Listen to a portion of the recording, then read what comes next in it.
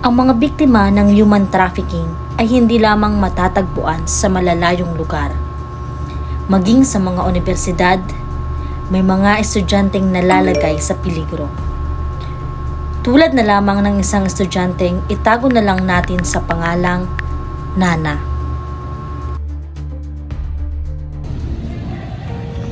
May lumapit po sa akin sa school at inalok po ako ng part-time job.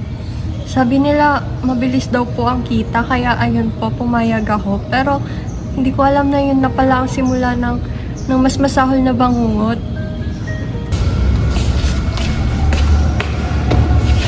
Kahit sige na, simpleng trabaho lang po. Punan mo lang tong papel na to, malaking kita to. Sigurado. Makakatulong to sa'yo. Yeah, sige na.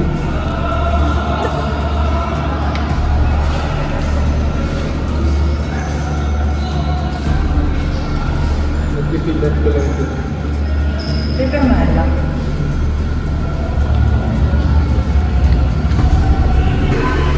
Ang Anti-Trafficking in Persons Act ay layong protektahan ang ating mga kababayan laban sa pang-abuso at pagsasamantala. Ang mga recruiters na niloloko ay pwedeng makulong ng habang buhay. Ang batas na ito ay tumutulong upang masugpo ang illegal recruitment at sexual exploitation, lalo na sa mga kabataan. Pagpunta ko po doon, nakita ko na maraming mga kababaihan. Hindi lang po ako. Halos malalaswang gusto po nilang pagawin sa amin. Sinisipat ang aming mga katawan.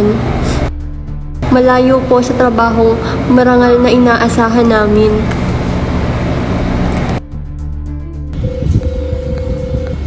Boss, mukhang madaming bago ngayon. Jackpot tayo. Yung isa, parang mapagkakakitaan natin ng malaki. Pwede natin yung sa mga VAT.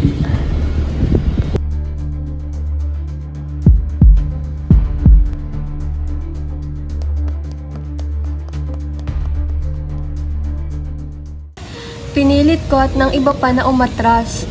Pero hindi na namin kinaya. Madaming pambababoy ang ginawa at pinagawa sa amin.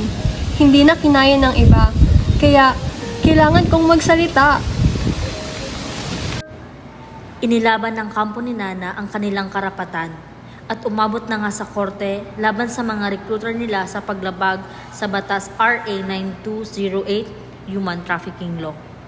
Ang akusado ay napatunayang nagkasala. Pinahatulan siya ng habang buhay na pagkakakulong.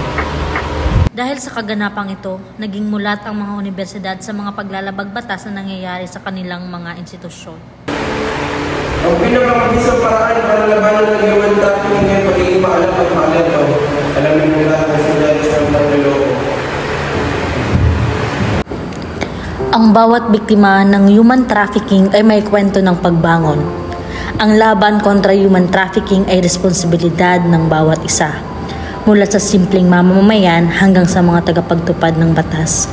Sa pamamagitan ng edukasyon at malalim na pangunawa, may tataguyod natin ang isang lipunang nagbibigay proteksyon at katarungan sa lahat sa tulong ng batas, hustisya at pagkakaisa.